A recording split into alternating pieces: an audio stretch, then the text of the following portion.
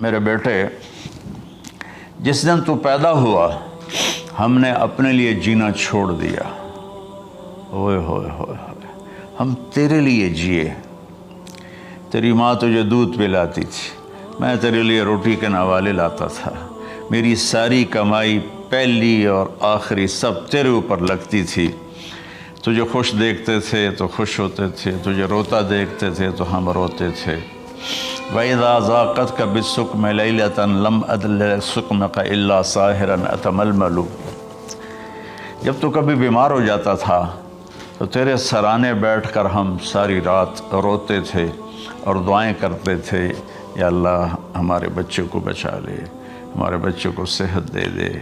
اس تڑپ میں ساری ساری رات میں جاگتا تھا۔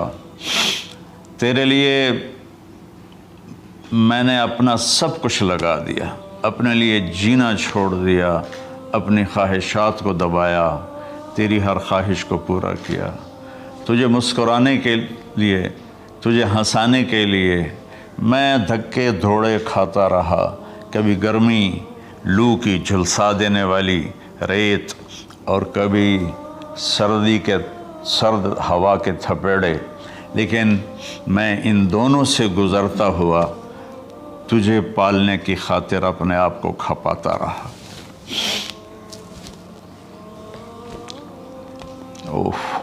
فلما بلغت السن والغایۃ التی الیہ مدی ما فیک کنت اؤمل۔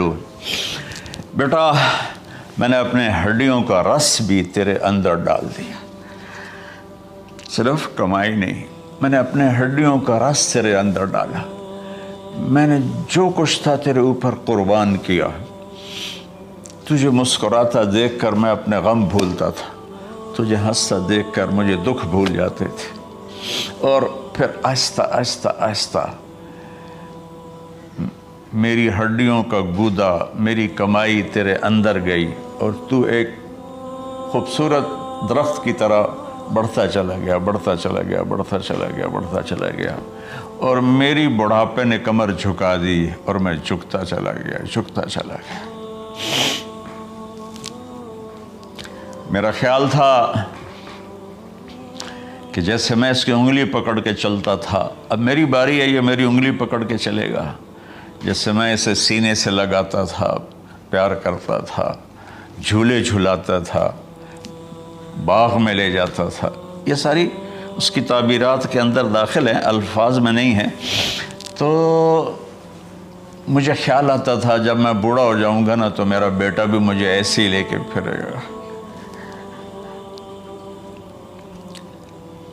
میرا بیٹا بھی میری سنے گا۔ یہ 100 دفعہ پوچھتا تھا یہ کیا ہے، اور میں ہر دفعہ جواب دیتا تھا یہ ہے۔ تو اب میں بوڑھاپے میں اس سے بات کروں گا، یہ میری بات سنے گا۔ میں اس کو نوالے کھلاتا تھا، یہ مجھے روٹی کھلائے گا۔ میں اس کا انگلی پکڑ کے چلتا تھا، یہ میرا ہاتھ پکڑ کے چلے گا۔ میری کمر بڑھاپے نے جھکا دی اور میں ایک خشک پیڑ کی طرح ہو گیا، اور جوانی نے تیری کمر کو سیدھا کیا اور تو ایک تر و تازہ درخت بن گیا۔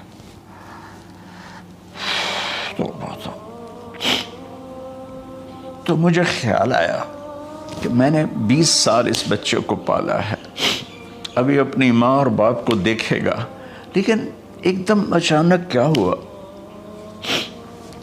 فلما بلغت السن والغایۃ التی الیہا مدی ما فیک کنت اؤمل۔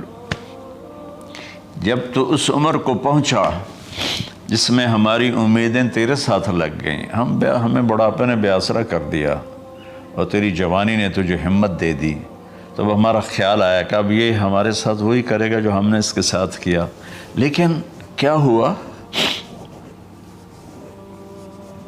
جعلت جزائی غلظة وفظاظة كأنك أنت المنعم المتفضل۔ تو اتنا بدتمیز ہوا، تیری زبان چھری بن گئی، تیرا رویہ زہر بن گیا اور میری ساری زندگی کی محنت کا بدلہ تو نے مجھے نافرمانی سے دیا، بد اخلاقی سے دیا، بدتمیزی سے دیا۔ میں حیرت بھری نظروں سے تجھے دیکھتا رہا اور میں اپنی پچھلی 20 سالہ زندگی کو جھٹلاتا رہا کہ میرے خیال میں اس کا نوکر ہوں اور یہ میرا مالک، میں اس کا باپ نہیں، میں اس کا نوکر ہوں، کیونکہ ماں باپ کے ساتھ ایسا کوئی نہیں کرتا ہے، یہ میرا مالک ہے اور میں اس کا نوکر ہوں، اس لیے مجھے ڈانٹ رہا ہے۔ کتنے بچوں کو میں نے یہ کہتے سنا اپنے باپ کو، تو میرے واسطے آج تک کیتا کی، تو میرے واسطے آج تک بنایا کی، اور جو باپ بے بسی کی تصویر بنا ہوتا تھا وہ شکلیں بھی میرے سامنے ہیں۔ تو کمال کے اشعار، میں سوچ رہا ہوں جو میرا یہ حال ہے 1400 سال بعد کہ میرے آنسو نہیں رک رہے، تو اللہ کے نبی تو زارو قطار روئے تھے، داڑھی آنسوں سے تر ہو گئی تھی۔ کہا بیٹا جب تو نے میری ساری زندگی کی محنتوں کا بدلہ بدتمیزی سے دیا، گالی گلوچ سے دیا، دھکے دے کر باپ کو گھر سے نکال دیتے ہیں، تو بیٹا میں یہ سمجھا کہ تو نے ایک خواب دیکھا تھا، تو نے ایک خواب دیکھا تھا کہ تو باپ ہے اور یہ بیٹا ہے۔ اصل حقیقت یہ ہے کہ یہ مالک ہے اور میں نوکر ہوں۔ پھر آگے کہتا فَلَيْتَكَ إِن لَمْ تَرَ حَقَّ أُبُوَّتِي فَعَلْتَ كَمَا الْجَارُ الْمُجَاوِرُ يَفْعَلُ۔ اچھا چلو بیٹا تو نے مجھے باپ تو نہ سمجھا، چلو ایک پڑوسی سمجھ لو۔ عرب میں پڑوسی کا بہت خیال کیا جاتا تھا اور یہ عرب کی شان تھی کہ اپنے پڑوسی کو وہ عزت دیتے تھے جو اپنے گھر میں ایک دوسرے کو عزت دیتے تھے۔ تو اس نے پھر اس کی طرف اشارہ کیا کہ اگر میں تیرا باپ نہیں ہوں، تیرے رویوں کو دیکھ کر تو یہی لگتا ہے کہ میں تیرا نوکر ہوں، تو میرا مالک ہے، تو چلو اتنا تو کر دے جتنا ایک پڑوسی کے ساتھ کرتا ہے۔ فَأَوْلَيْتَنِي حَقَّ الْجِوَارِ وَلَمْ تَكُنْ عَلَيَّ بِمَالٍ دُونَ مَالِكَ تَبْخَلُ۔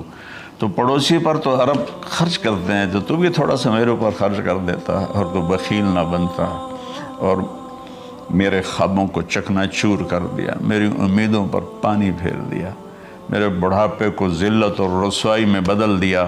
اچھا میرا پتر جا خوش رہو۔ ماں باپ کہاں بد دعائیں کرتے ہیں؟ تو میرے نبی کی آنکھوں سے آنسو، یہ ساری داڑھی تر ہو گئی، تو آپ نے اس کے بچے کو گریبان سے پکڑا اور جھٹکا دے کر دھکا دے کر دفع ہو جا، انت و مالک لابیک، تو اور تیرا سب کچھ تیرے باپ کا ہے۔ حضرت علی رضی اللہ تعالیٰ عنہ سے کسی نے پوچھا کہ آپ کے بیٹے حسن کیسے بیٹے ہیں؟ کہا حسن میرا وہ بیٹا ہے کہ جب میں چلتا ہوں تو میرے آگے نہیں چلتا، میرے پیچھے چلتا ہے۔ جب کہیں بیٹھنے کا موقع آتا ہے تو یہ پہلے نہیں بیٹھتا، پہلے مجھے بٹھاتا ہے پھر خود بیٹھتا ہے۔ جب کھانے پر بیٹھتے ہیں تو یہ روٹی کی طرف ہاتھ نہیں بڑھاتا جب تک میں نہ بڑھاؤں، یہ سالن کی طرف ہاتھ نہیں بڑھاتا جب تک میں نہ بڑھاؤں۔ میں کمرے میں ہوں تو یہ چھت پہ نہیں چڑھتا کہ میرے باپ کی بے ادبی ہو جائے گی۔ میں حالانکہ چھت پہ چڑھنا ضرورت کے لیے ہوتا ہے، لیکن قربان جائیں اہل بیت کے ایسے ہی اخلاق ہوتے ہیں، آل رسول ایسے ہی ہوتے ہیں۔ میرے عزیزوں نوجوانوں سے کہہ رہا ہوں جن کے والدین زندہ ہیں، ہم تو محروم ہو گئے، وہ قبروں میں چلے گئے، لیکن میں اتنا مصروف رہتا ہوں۔ اب یہ کرونا کی وجہ سے گھر میں بیٹھے ہوئے ہیں، یعنی میری زندگی ایسے پہیے کی طرح گھومی ہے، اور پھر دل کی تکلیف، پھر اس کے ساتھ سر کا درد شدید۔ اس کے باوجود میں روزانہ 10 نفل اپنے باپ کے لیے پڑھتا ہوں، 10 نفل اپنی ماں کے لیے پڑھتا ہوں، اور 4 نفل اپنی خالہ کے لیے پڑھتا ہوں کہ ساری زندگی سجدوں میں سر رکھ کے اس کا ثواب ماں باپ کو پہنچاؤں، تو ماں باپ کا حق ادا نہیں ہو سکتا۔